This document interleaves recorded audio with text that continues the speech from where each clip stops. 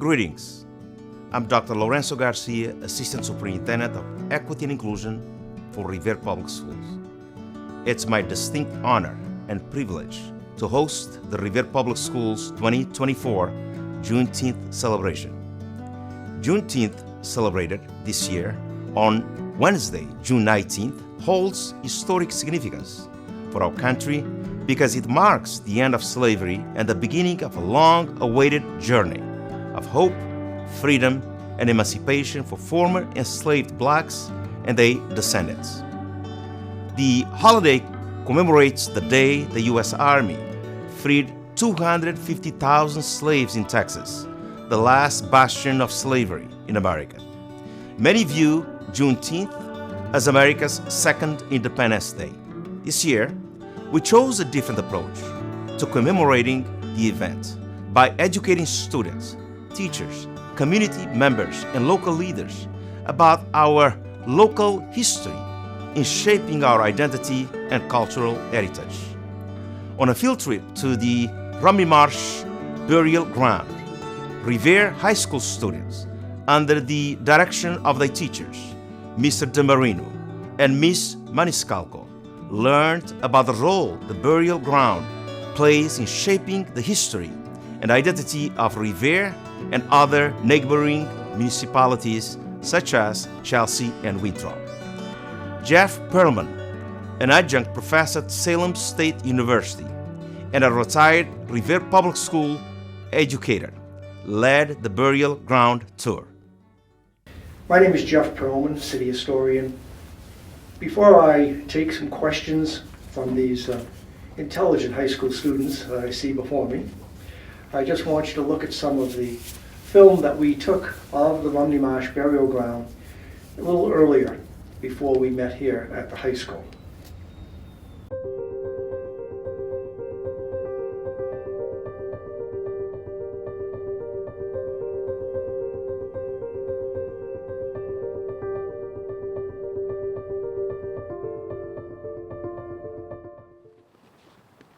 Well, good afternoon, everybody, and welcome to today's Revere History AP class. I'm so excited to have you here learning about your community and getting credit for it. Nothing better. And to start it off, I did want to have a few talks about today's meaning and some learning lessons that you might want to take with you. And also to the viewers here on Revere TV that are watching, give you the ability to learn something about your community, but also the understanding of where we're standing and the hallowed ground that we are on. So today we are here at the Rumney Marsh Burial Ground. I'm welcomed by Dr. Garcia and Revere's historian Jeff Perlman, who's going to give you the official tour as part of your class. This is probably not the most noticeable place in the city, but is one of the most meaningful. The Rumney Marsh Burial Ground is known as a nationally recognized historic space, as its resting place of veterans of the colonial wars, the Revolutionary War, the War of 1812, and the Civil War. But there is a history to the place that not everyone happens to know about. The Rumney Marsh Burial Ground is the final resting place of 16 black Americans, some of whom were free and some of whom were enslaved. I wanted to give you a quote about learning today. It's from Martin Luther King Jr. He wrote, "Nothing in the world is more dangerous than sincere ignorance and conscientious stupidity. Ignorance is being oblivious to one degree or to another, to the obvious. It's not seeing what actually is to the point that whatever it is, that it isn't at all. It's having no recognition of something that exists despite how very real and very powerful that it might be. It seems that kind of living can be freeing in some cases and horrifically dangerous in others. The worst kind of ignorance is when we're ignorant that we're not ignorant. At that point, slavery leaps out of the tintypes and into our words. Ignorance can only open the doors to a lot of things and give a whole lot of space for a whole lot of things to exist in our lives. Yet, I think the ignorance of slavery or our enslavement is one of the worst things of all. To be ignorant and to be enslaved at the same time seems to be the absolute worst kind of slavery, since we don't even know that we are enslaved. And those are some unbelievable words by Martin Luther King Jr. And as we stand here at the Rumney Marsh Burial Ground, we are talking, and we're going to talk about the significance of Juneteenth and what that means to us today. So all I ask you to do is take in the words from Jeff Perlman, our city's historian, take in the words from Dr. Garcia, and take in the words from your teachers to learn a little bit more about your city's history and where you stand and what it means to you, so that we can do things as we continue to move on in our lives and make sure that we don't repeat the mistakes of our past. So enjoy your day today. Thank you very much. Dr. Garcia? I'm just going to be very brief. The mayor touched upon the most important, aspects about the cemetery, and also the travel, the journey in the past, making sure that we connect to our past. That's what history is all about, to learn about our past so that we can learn the present and learn about the future. So on this ground, obviously, there's a lot of history here. So I'm sure that you will enjoy the tour with Jeff Perlman. And I would be remiss if I did not mention the help, the assistance of our teachers, you students who are here. I'm sure you will have a lot to learn, and I'm looking forward to the debrief, where you're going to do a little bit reflection on what you saw, what you heard. So certainly there's a lot of pain that many of our slaves, enslaved, black, that came from Africa, I'm one of those, probably one of those descendants. Cape Verde was, that's where most of the slaves were brought to the U.S. Back then. So when I am in a place like this, it really brings a lot of memories of people who have really suffered in the past, who have gone through a terrible journey from Africa to America, and so on and so forth. So without any further ado, I'd like to introduce Jeff Perlman, who's going to walk you around, but also frame it, your experience from the perspective of Juneteenth, which is considered the second independence of the United States of America. So thank you. Welcome, Jeff. Mayor Keefe, Dr. Garcia, teachers and students. It's indeed a pleasure and especially an honor to be here this morning and to give you a tour of the Rumney Marsh Cemetery. In honor of Juneteenth, which we'll talk about first, I will show you the unmarked graves of the over a dozen slaves that were buried here. Juneteenth marks the day when federal troops arrived in Galveston, Texas, to take control of the state and ensure that all enslaved people be freed. The troops' arrival came a full 2.5 years after the Emancipation Proclamation was issued by President Lincoln. Juneteenth honors the end of slavery in the United States and is considered the longest-running African-American holiday. Confederate General Robert E. Lee had already surrendered at Appomattox Courthouse, Virginia, a full 2 months earlier, but slavery still remained unaffected in Texas until American General Gordon Granger stood on the Texas soil and read General Order Number 3. I quote, "The people of Texas are informed that in accordance with a proclamation from the Executive of the United States, all slaves are free." End quote. After the war came to a close in April 1865, Granger's arrival in Galveston that June signaled freedom, yes, finally freedom, for Texas's 250,000 enslaved people. Slavery was finally abolished, as you probably know, by the adoption of the 13th Amendment. Juneteenth marks our country's second Independence Day. Although it has long been celebrated in the African American community, this monumental event remains largely unknown to most Americans. What I'd like to show you first is this stone right here. If you could come closer, please.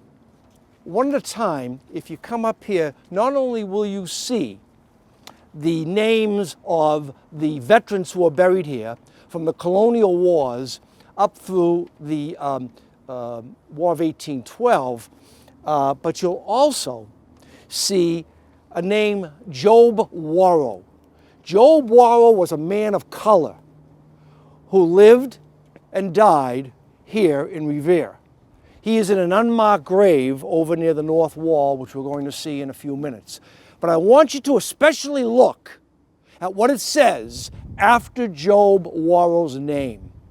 It says the word colored. In this day and age, you would never see that, thank God. But, again, years ago, this was a segregated cemetery, as were most cemeteries, and black people were not recognized as full citizens. But I'm so glad, because it's a learning experience for us to actually see the word colored. It's almost like in the old days in the South, you had separate bathrooms for white and colored. And some of the old newsreels you see those signs in which people of color could not go into an all-white bathroom and vice versa. So I want you to look at that first. Then from there, we'll go over and I'll talk about the slaves that are buried along the north wall, okay? I'll wait for you over there.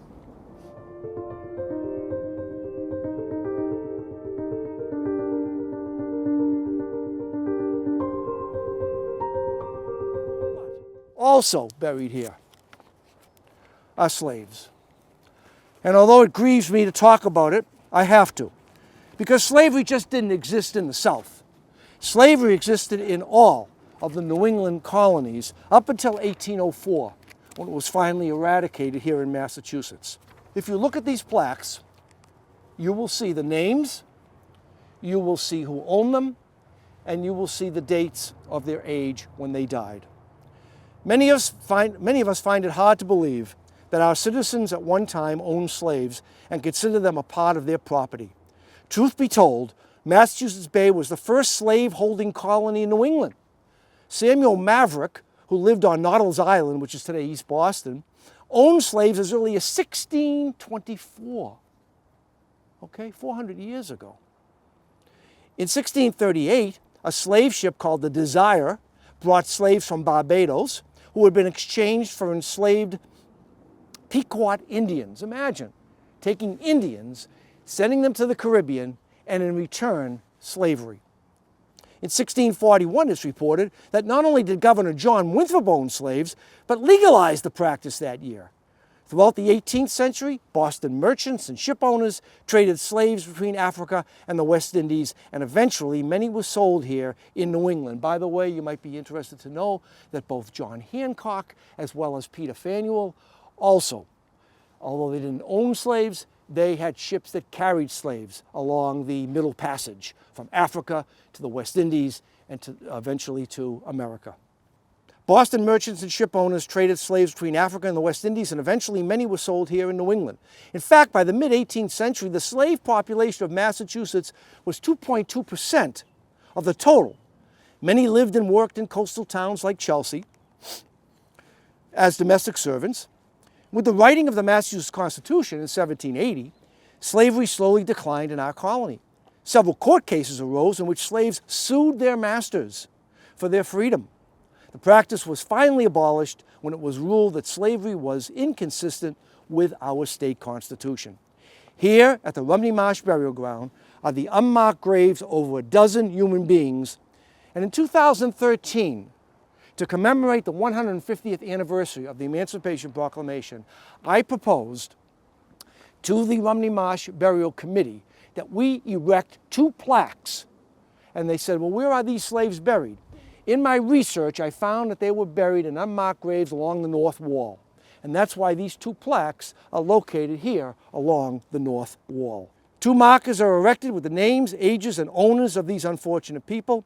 It is vitally important that we never forget that here in our community, the, quote, peculiar institution, as historian Kenneth Stamp referred to slavery, existed. Yes, existed right here in our community at one time. Again, take a look, read the names, who owned these slaves, and their ages when they passed.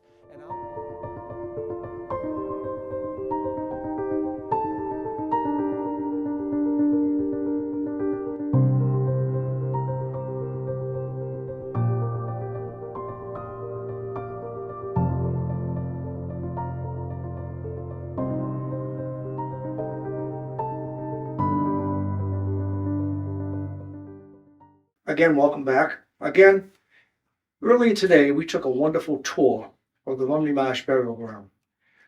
It's history in our own backyard is what I call it as the historian. And among the things we observed and we saw was, of course, the celebration of Juneteenth, the African American holiday, which commemorates the freeing of the last 250,000 slaves here in America on June 19th, 1865, a full year and a half after the Emancipation Proclamation. I also took our students down to an area where there are 16 slaves and free blacks buried in unmarked graves along the north wall. And then we went down to the Civil War Memorial, and I talked a little bit about the Civil War, and I introduced the students to the graves of those 13 men who paid the supreme sacrifice in the Union cause between 1861 and 1865. And then our tour actually began, visiting the graves of some of the renowned people who walked the streets of what was known as Rumney Marsh, and later known as Chelsea, and then later known as North Chelsea, until in 1871 our name became Revere, the town of Revere. And it was only in 1915 that we became the city of Revere, electing our first mayor. We visited the stones of Mary and John Smith, who were the first to be interred in the cemetery, even though they passed in 1693 and 1708 respectively. They were buried in tombs at the old church, which is today the counseling center on Beach Street. We also visited Dean Winthrop's grave, the son of the first governor of Massachusetts, who had a very fancy funeral with horse-drawn carriages.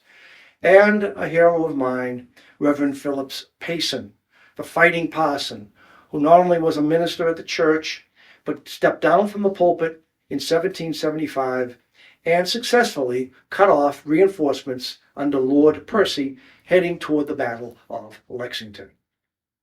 So our cemetery, located on Butler Street, is indeed one of the many gems here, along with the library and the monument to commemorate the Battle of Chelsea Creek and the beach and Slade's Mill, in which I hope our young people will visit and learn about as they live and work in our wonderful community of Revere.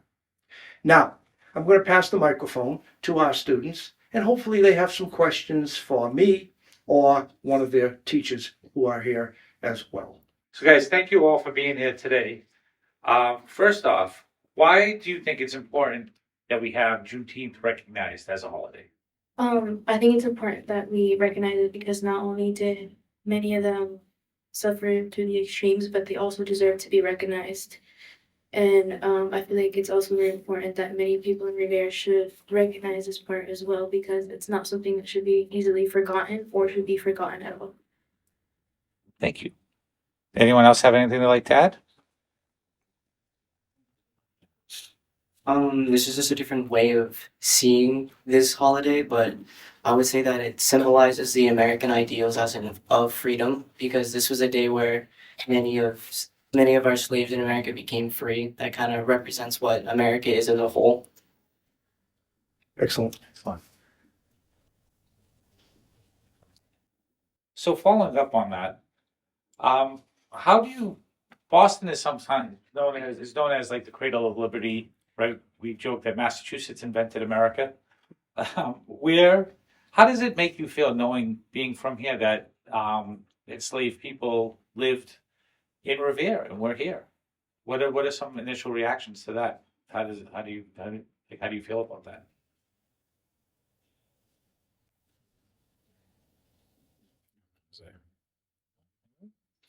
Shanley, thank you so much.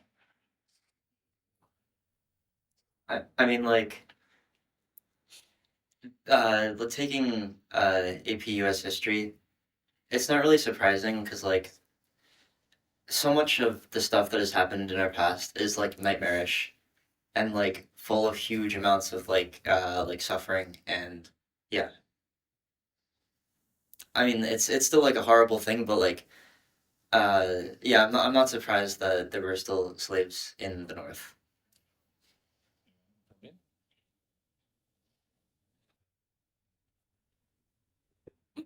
Just let me add that I personally was surprised myself when I read that there were slaves here in Revere.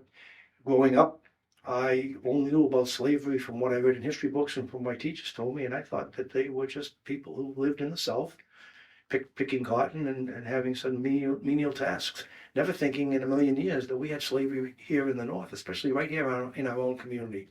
So if you were surprised at what we saw today, don't be, because it's very common that we are amazed that slavery existed.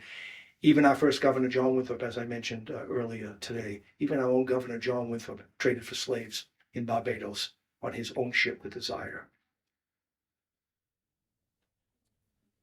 Thank you. Do you know if the city does anything to commemorate the holiday? Or what would you like, a better question would be like, what would you like your city of Revere to do going forward to commemorate this holiday? Either here at Revere High School or the city at large? Any ideas? Yes, ma'am. Don't they raise a flag? At City Hall. Yeah, I feel like that's a good way to represent the Juneteenth celebration.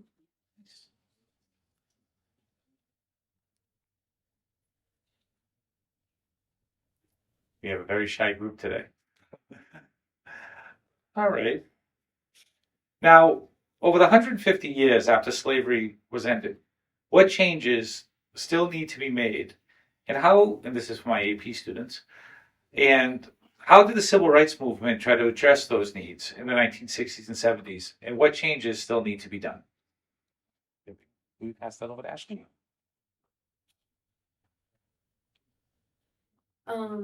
As of right now, I feel like some changes that still need to be done is a lot of people are obviously racism is still gonna exist everywhere, but I feel like it should at least there should be something to educate people more or like make people more educated. And I think what was the civil rights question? What were some steps during the civil rights movement they took to address? Some steps that they tried to take to address was a lot of things. I can't even remember. That's okay, don't worry. But the one that sticks out to me the most was discrimination. They wanted to end discrimination, and I feel like that still exists now, and that's something that should also be spoken up about as much as we can. Absolutely. Want to jump in? I feel like protests play like a very heavy role in the way people try to like end discrimination, like Ashley said. And it was just the way that people went about with like uniting with each other to try to end something that was like impacting not just only African Americans, but it was also impacting white Americans all over the country. So, I mean, like, what was the question? So basically, how what steps were taken during the civil rights movement to address the bias in our country, and what steps still need to be taken? An example would be like the Great Society, which was implemented by B. Johnson's administration, which like covered a lot of like very important things like the Civil Rights Act and the Voting Acts that like allowed like African Americans to vote without the need of like literacy tests, which is really significant considering that like there were so many like things holding back African Americans from being able to vote because they didn't think that they were as smart as white Americans. So I feel like that played a heavy role in like taking one more step into like trying to end discrimination. But like even so, like we still struggle with these problems like even now in the modern day, because you can't change people's like opinions about certain things, and that's understandable, but we need to work together as a community to implement like more like things in education to help like not alter but like transition people's minds and develop them into like more like instead of like blissful ignorance. Absolutely, excellent. Yeah. I feel like a lot during the 1960s, they were just like trying to end segregation, and like push for the enforcement of laws that had already been passed and stop the use of literacy tests to stop African Americans from being able to vote. And I feel like while there's still no segregation, like Ashley and Malak said, there is still discrimination and there is still police brutality and there is still like there's just ways that are like unspoken ways that are like used to discriminate against African Americans and people of color. I don't want to say that I'm old. However, in 1965, when the Voting Rights Act was enacted, I was a senior here at Revere High School. That was the year I graduated. So the things that took place in 1963, 1964, and 1965 concerning Martin Luther King Jr. and what he did to push civil rights legislation through a reluctant Congress, I was your age when it happened. Two quotes that Dr. King said that I will never forget. One is, never judge a person by the color of one's skin, but by the content of their character. And the other, as Dr. Garcia mentioned, ignorance is slavery. Ignorance is slavery. And so what I hope that we've done today is educate, yes, educate you people, the youth of this city, the youth of America, to understand the significance of Juneteenth and to push ahead and also look back. Because if you don't learn from history, you're bound to repeat the same mistakes. Excellent. Thank you so much. Emily, you were talking a lot about really implicit bias that still exists in our community and in our schools. So I think we'll close with asking, what is our community and our country doing to try to end the implicit bias that exists in America? And what's some things that you could do individually or work that we could see being done here at the high school to help us continue to educate us and move forward? Anyone want to take us? Thank you so much. I think like for colleges especially, they try to push like having more people from different backgrounds, and that really helps with like diversity especially. I think in Revere High School, something that we've been like trying to do is like having like fairs, like to kind of like educate people. And I think that will like really help, especially because education really helps with just not like repeating the past, especially with like, discrimination and stuff. I feel like, especially at Revere High School, education is something that people have to have, and because not everybody I feel like we need to raise attention for those who may not want to try as much or don't have college in their future career paths, or just want to go through a different path. It's we need to bring more awareness for those people, especially not shaming them, because having more education, going to college and stuff like that, it's not everybody's opinion, they don't want to go. And I feel it's such a problem we have. It's those students, they just get left behind. And especially right now with classes being same scaled, no more honor classes, a lot of teachers are put in a position to try to teach the students the same material, yet everybody goes at a different pace. So it's struggling more for and especially I see it's more students of color who are struggling with languages, the language boundary, it's very strong, especially that prevents students from wanting to broaden their view on education. And so I feel if we brought more attention to that aspect of students who want to learn but are struggling and being held back, it might help Revere grow as more of a community. Absolutely. Very good. I agree with Malak said, like, some education might not be, like she said, everyone's cup of tea, but at the same time, you should, like, as maybe might just be a student, but something I see is that some teachers just, they'll recognize a kid, okay, this kid doesn't want to learn. I'm gonna just leave him behind. I'm gonna just focus on these group of kids who want to learn. But I feel like that's not something you should do because your job, I shouldn't even be speaking because I'm a student, but I feel like your job as a teacher is to encourage kids to learn and to encourage kids to be educated for the future because then again, the real world itself is not as easy as we are now that we're young.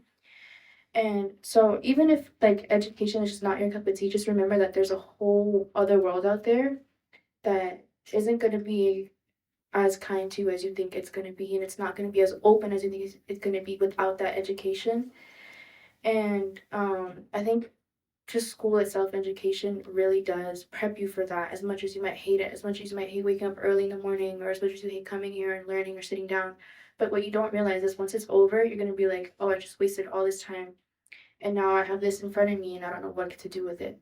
But at the same time, it's also not just their fault. It's in the matter of both students and teachers, and they should just try their best to create a bond, not only with their students, because I've seen many amazing teachers like Mr. DiMarino himself, where they try to create a bond with their students, and as well as Ms. Maniscalco, they do their best to create a bond with their students in order to encourage them to learn, because having a fun and energetic classroom also helps students just learn.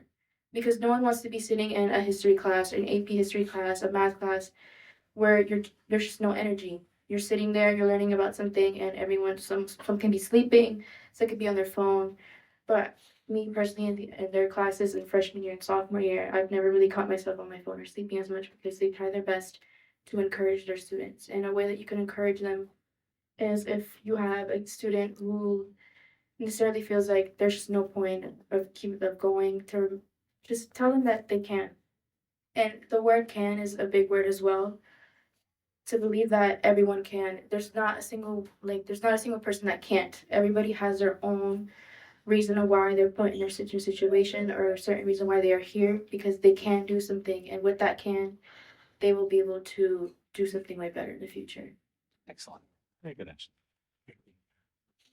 Yes. Sorry, this is like a lot different than what was just said, but like great change has never been made with with the permission of authority. And because of this, it's those who protest, it's those who disrupt, and the people who create large amounts of awareness are those who will be changing society. And yeah, so everyone, if you want to see change, you don't need the permission of people who are higher up than you in government or in social institutions. That's all. I'd just like to touch upon one thing that the two young ladies said a little while ago. You may not know this, but I was a teacher in Revere for 36 years, teaching both middle school and high school. And one of the things I did with my students is, if I saw them bored or not interested, I would ask them, to an aside, of course, not in front of the whole class, what are you interested in? Well, I'm interested in slavery. I'm interested in Native Americans. I'm interested in presidents of the United States. Oh, really? And then I would start talking to them about what they're interested in to try to get them involved in history as a discipline on the whole. Thank you very much, Mr. Perlman, and thank you to our wonderful students. It's very insightful today. And I was thinking, just as we were leaving, this summer, the 4th of July celebrates the independence of our country. It's our common Independence Day. But we know that slavery was abolished in 1865. And I was just wondering, what can we do to be more inclusive and understanding of celebrating our country's freedom as a whole? I feel like as a city, we should do festivals or fairs or great celebrations that my knowledge that June 19th and everything, because it's it's a deep history, it's everyone in it's a pretty deep history, and then I feel like it would be a great thing if you do like festival for spears that can acknowledge that holiday. Absolutely, and I think the more we talk about it, the more we educate others and bring attention to this amazing holiday, the better off we'll be both as a school and the community. I think we're just about time. Does anyone else have any closing statements? Would like to say anything? Well, once again, it was a privilege and an honor to take you on the tour of the cemetery and have this wonderful discussion. And despite what you hear from people, I am optimistic about the future of this country and the future of you people. From what I heard this morning, I don't think we have anything to fear about our future here as American citizens. But once again, we celebrate Juneteenth, we celebrate the independence of our country, and most importantly, I want you to take a part in our local history by visiting the Revere Museum on Beach Street, as well as becoming perhaps members of the RSCHP, the Revere Society for Cultural and Historical Preservation.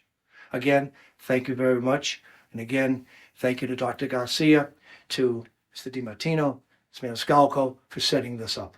Thanks again. And now, Francoise Kojo, a Revere High School student, will recite a poem for us. We Rose by Christina K. From Africa's heart we rose. Already a people, our faces ebon, our bodies lean. We rose. Skills of art, life, beauty, and family, crushed by forces we knew nothing of. We rose. Survive we must. We did. We rose. We rose to be you. We rose to be me. Above everything expected, we rose. To become the knowledge we never knew, we rose. Dream, we did. Act, we must. To close out this celebration, I want to express my sincere gratitude to our students, teachers, and local leaders for their participation in this very informative and inspiring educational experience, and encourage them to share what they learned with their colleagues, siblings, and families. Juneteenth serves as a powerful reminder of the complex and merciless characteristics of slavery in America, as well as how its cruel ideology and practice shaped the unjust political framework that oppressed millions of enslaved African blacks for economic gain. It's imperative that we all reflect on the significance of this day and work to create a more positive future for humanity and the United States. Lastly, I hope that both individually and collectively we will continue to fight and advocate for racial equity and social justice in our country. Let us honor Juneteenth and respect the dignity of all human beings. Thank you for watching.